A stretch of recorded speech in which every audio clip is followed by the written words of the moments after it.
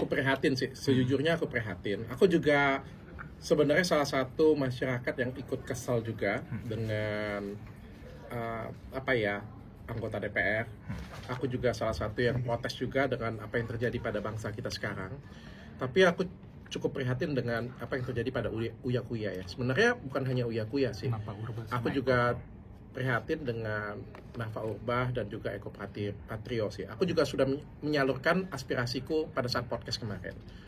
Kalau dibilang mereka salah, mungkin mereka salah karena mereka joget di saat masyarakat lagi susah.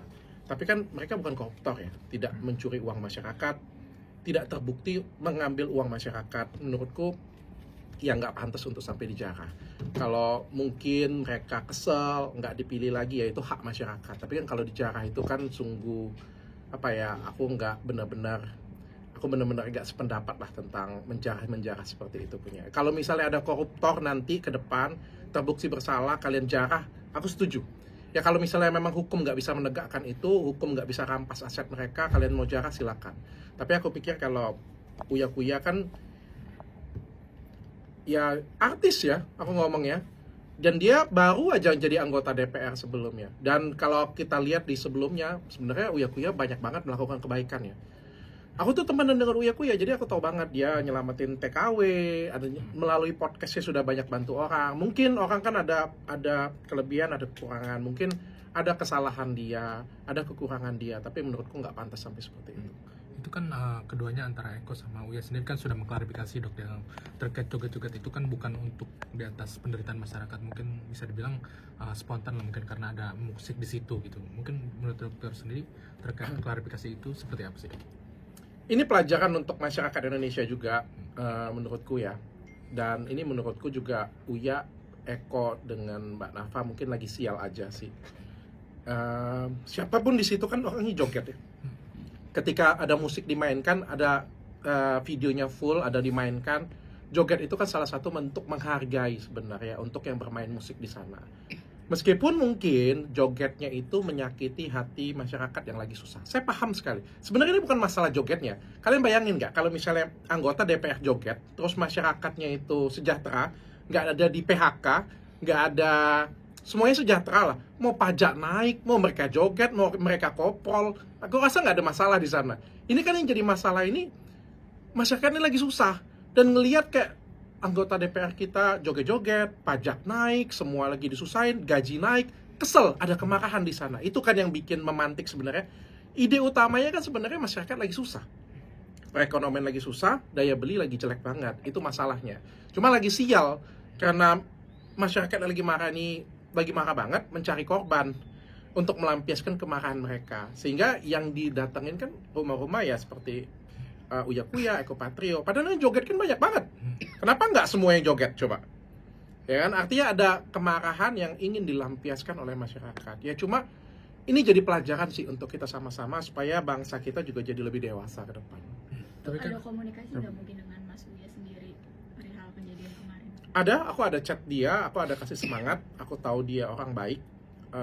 Dia banyak bantu orang juga. Karena dari sebelum-sebelumnya setiap kali ada kasus, ada masalah, aku tuh sering chat-chatan dengan dia. Kalau misalnya dia nggak bisa angkat kasus tersebut, dia pasti bilang dengan aku, bro, ini ada kasus nih, bantu dong angkat.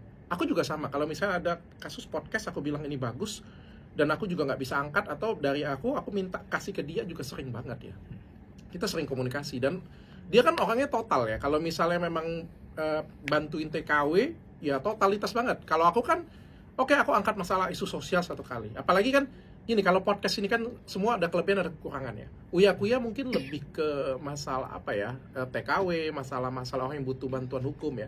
Kalau saya kan mungkin lebih ke isu sosial ya, perceraian, apa-apa yang lagi viral ya. Dan aku pikir Uya Kuya banyak bantu orang sih, banyak bantu masyarakat sih, sangat disayangkan sekali. Tapi dok, ada yang speak up juga ibu-ibu yang katanya udah diundang podcast tapi nggak tayang, terus nggak dikasih ongkos pulang juga.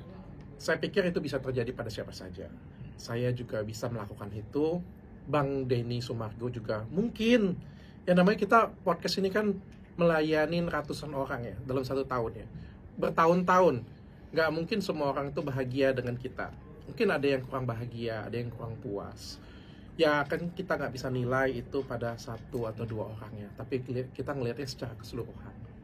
Nah ini kan Uya sendiri mengaku sudah ikhlas ya dok, tapi yang jadi permasalahan itu kucingnya sampai dibawa juga dok. Dia minta dibalikin katanya. Ya, yang saya tahu Mas Uya pencinta kucing ya. Aduh, aku nggak kebayang sih. Aku nonton juga sih pada waktu itu live. Aku nggak benar-benar nggak kebayang deh. Aku harap ini menjadi pelajaran lah untuk kita sama-sama. Tapi dukungan seperti apa sih dok yang dikasih dokter buat Mas Uya sendiri? Aku ada chat doang, kasih tahu dia, aku kasih semangat, aku tahu dia orang baik dah, gitu aja. Dia bales chatnya, udah sampai di situ aja sih. Tapi lihat demo nih dok, sampai menjarah ke fasilitas umum, mungkin berawal dari meninggalnya Avan ya dok. Terkait itu gimana dok melihat situasi seperti itu? Tentang demonya aku sangat setuju. Aku sudah memprediksi demo ini sebenarnya dari 3 bulan yang lalu. 3 bulan yang lalu pada waktu itu aku sudah bilang, kalau masyarakat makin susah seperti ini, kebijakannya semakin memberatkan rakyat, pajaknya semakin tinggi, suatu hari pasti akan pecah. Masyarakat pasti akan teriak. Entah itu dalam bentuk demo, entah itu dalam bentuk apapun, pasti akan teriak sih. Kalau kita ngeliat juga kan masyarakat sekarang jadi mudah marah ya. Kalau di media sosial tuh jadi mudah marah banget, itu kan karena ekonomi lagi susah. Contoh kayak gini ya, kalau misalnya kita rumah tangga, itu ekonomi baik-baik saja. Misalnya saya dengan istri ya, ekonomi baik-baik saja. Saya kegores nih tas istri, atau tas istri jatuh nih. Tasnya 500 juta nih jatuh nih. Dia nggak akan marah.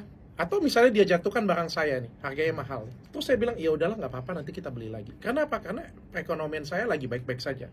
Tapi bayangan nggak, kalau misalnya gaji pas-pasan, 2 juta kurang dikit lagi. 1,5 juta yang pas-pasan untuk makan. Tiba-tiba ada barang pecah. Pastikan itu jadi memantik emosi dalam rumah tangga ya. Maka marah ya pasti ya.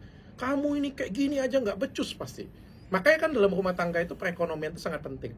Nah, di dalam masyarakat juga sama. Ketika omset mereka turun, perekonomian berat, pajak ditinggikan, daya beli turun. Ini kan jadi sensitif di masyarakat. Sehingga begitu ada sesuatu jadi marah. Lihat orang joget jadi marah. Ngelihat orang nge-DJ jadi marah.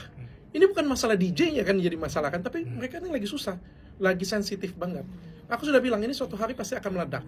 Cuma sangat disayangkan ke fasilitas umum. Karena kan fasilitas umum ini sebenarnya untuk kita, untuk masyarakat sebenarnya. Bukan, fasilitas umum itu bukan punya pemerintah. Itu tuh punya masyarakat. Dan nanti akan dibangun ulang pakai dana dari kita juga, dari pajak kita juga. Itu yang sangat disayangkan sih. Ya tapi apapun yang terjadi, dalam demonstrasi juga pasti akan ada korban. Baik itu fasilitas umum, baik itu ada mungkin kehilangan nyawa atau apapun. Tapi kita pastikan bahwa korbannya kita berkorban ini pasti akan mendapatkan hasil. Itu yang paling penting sih. Jangan sampai sudah ada yang berkorban, negara kita nggak punya hasil apa-apa. Perekonomian nggak meningkat, DPR kita nggak jadi lebih baik, pemerintahan nggak jadi lebih baik, masyarakat nggak jadi lebih sejahtera. Untuk perihal pajak sendiri sebagai pengusaha, merasakan dampaknya nggak sih dengan pajak-pajak yang lain? Apalagi lab kan saya sebagai pengusaha, sangat berdampak sekali. 2024 sampai 2025 menurut saya apapun sudah hampir dipajakin ya. Sudah sama seperti negara Eropa atau negara Amerika mungkin yang sedikit-sedikit dipajakin, sedikit-sedikit pajakin. Yang jadi masalah adalah, saya pernah cerita dengan teman saya, ketika pajak naik, fasilitas yang kita dapatkan nggak naik. Jadi kalau misalnya kita di Eropa nih ya, ngedaftar izin cepat, atau jalanan bagus, pajak naik, tapi kita dapat banyak kemudahan dalam perizinan, dalam berusaha. Tapi di Indonesia pajak naik, nggak ada yang berubah fasilitasnya, tetap susah-susah aja. Pajak naik, perekonomian nggak baik-baik saja. Itu sih yang sangat disesalkan. Jadi kita sebagai pengusaha kalian mau pajak berapa sih, mau pajak berapapun nggak ada masalah. Asal perekonomian bagus dan dimanfaatkan dengan baik lagi ke kita. Tapi kan yang kita rasakan pajak makin naik, tapi nggak dapat apa-apa kitanya. Itu kalau saya rasakan. Saya minta maaf kalau misalnya ada yang salah ya. Tapi dampak apa sih dok? Kemarin kan demo mungkin ada rasa ketakutan tersendiri gak sih bagi dokter? Apalagi kan fitur lab juga sampai ditutup sendiri dok. Kalau saya pribadi saya nggak takut, karena kalau bisa saya turun juga ya kemarin ya. Tapi karena kemarin kan lagi di Thailand, jadi nggak bisa turun ikut demo dengan teman-teman.